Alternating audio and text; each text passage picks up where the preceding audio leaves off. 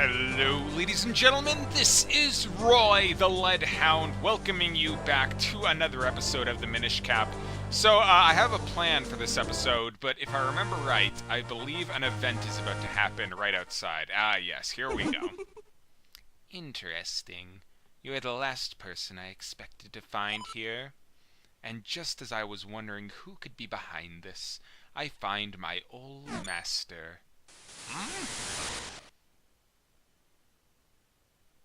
It's Vaati! Vaati? And as always, you are dressed in the shabbiest of rags. My curses are not to be mocked. The one I cast on you is most powerful. No matter what power you wield, you will never break it. You haven't changed in the slightest. I should never have created that cap. It only fueled your insane desires. Fool. A hat that grants the wishes of its wearer is a spectacular creation. Thanks to you, I have gone from being a meek, minuscule nothing to the greatest sorcerer alive. You cannot stop me now, and I have you to thank for it. Accept this small gesture of gratitude from me. Wait! Vaati, wait! Oh man, it's moblins! Oh no! Oh, it's such an ambush! Oh, okay, that wasn't so bad. That foul Vaati! What could he be scheming now? Roy, I feel I owe you an explanation of what has happened. You see, Vaati and I are both Minish. I was once a famous sage and a renowned Minish craftsman. Vaati was only a boy when I took him on as my apprentice. But he became enchanted by the wickedness in the hearts of men. One day, Vaati took a hat I made for the humans, my pride and joy. It granted the wishes of its wearer. He put it on without permission.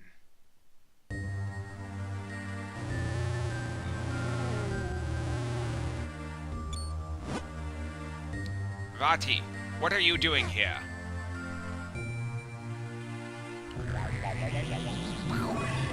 It's the eye, Vaati. Oh, what a vile form you've taken! Vile?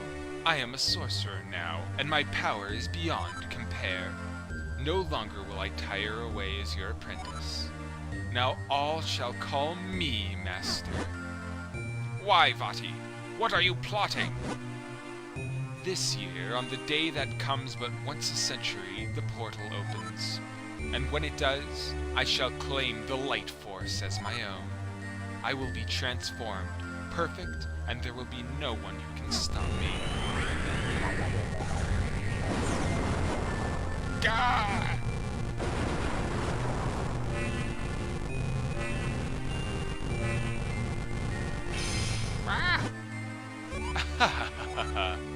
Tell me, how does it feel, my sorcerer's curse? Do you see, Ezlo? I am truly your master now, and you cannot stop me. And with that, I must leave. You know the legends, of course. The gifts of the Picori gave these humans. Excuse me. What you call the Picori blade was the first of those gifts. The second, well, you call it light force, but it is a source of limitless magical power. If Vaati were to get it now, it would be devastating.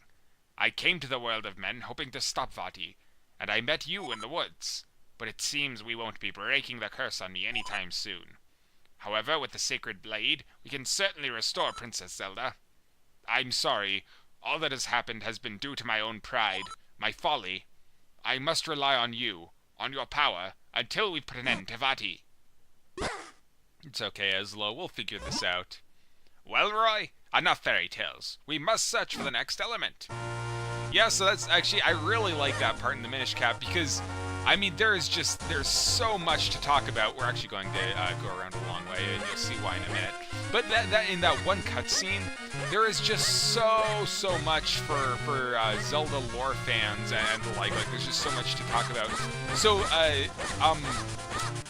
Ezlo, he was obviously he was a Minish, he was a craftsman, and he made a hat that was able to grant wishes. And in the Zelda universe, the Triforce is able to grant wishes. So it's like, what? How is he able to wield that kind of power? And they mention the Light Force, which is kind of like the sacred power, I believe, or at least I think it's supposed to be equivalent to that. Also, I mean, well, there's things about internal logic, like, so obviously Vaati's workshop or whatever must have been close to the portal that we found him by, because he should be able to use the portal on his own. So even though he was still stuck as a hat, which is a very odd curse, he should still be able to use the portal to reach our size, and that's when we found him in the Minish Woods.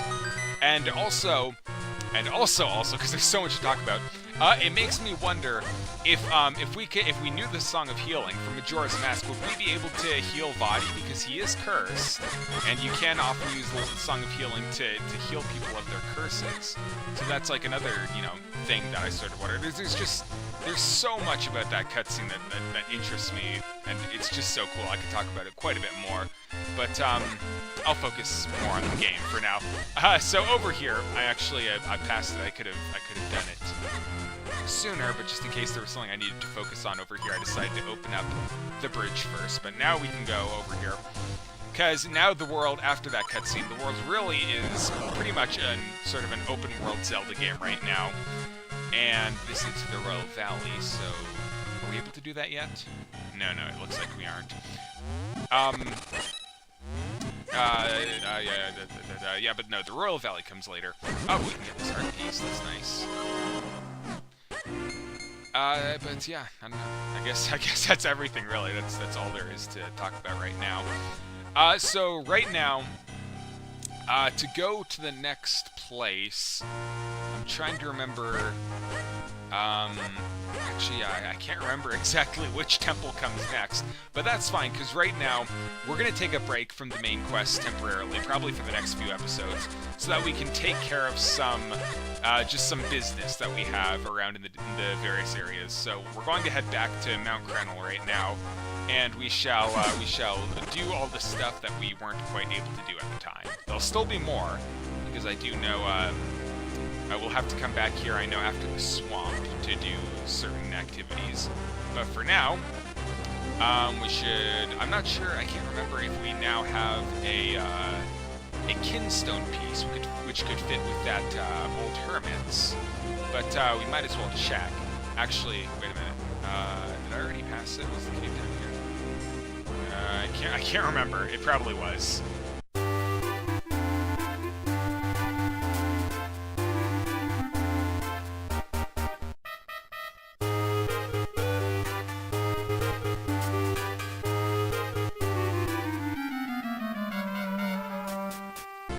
Alright, so here we are in the Hermit's Cave with minimal damage to ourselves. Let's see if we can actually fuse kinstones with it. We can! Hooray! It wasn't a waste! Alright, let's see what happens.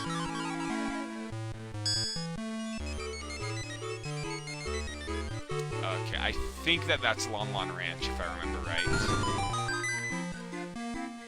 Yep, it is. Yes, excellent.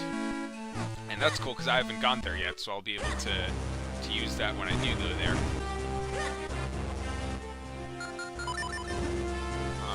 That's weird. It looks like there's a wall that I didn't bomb here previously. I don't think did I? No, I must have gone to the left, but what is it? Just another fairy fountain with some rupees in it. Okay.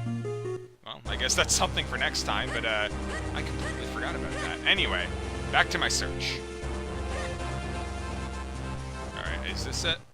Yes, okay, this is it. So I just should have climbed up literally when I was climbing up this wall, and I decided, oh, maybe it was lower down. I would have found it if I just went a little bit further. So, great job, Roy. Let's just solve this. So there's going to be a lot more complex puzzles than this, but basically we just make our little clone guy walk through here, and then we can get the door open. Just give us a piece of heart. Oh, it does, and also it looks like we're about to get a tiger scroll as well. So let's speak to this dude. Believe not what others tell you. I am the true master swordsman of Hyrule. My name is Greyblade, and if you train with me, you will learn much. So, would you like to train here? Yeah, sure, I'd like to. You will learn the amazing roll attack. Oh, I love this one. Oh, nice. First, roll with the control pad and R. Second, as soon as you get up. Third, scream here and swing your sword. That's all, young swordsman. Do you understand? Yes, I do. Ho ho, well answered. You have much promise. But one must feel the technique, not just hear about it. That's why I will now possess your body so as to demonstrate the technique. This is the Greyblade possession technique of training. Watch this. Possession!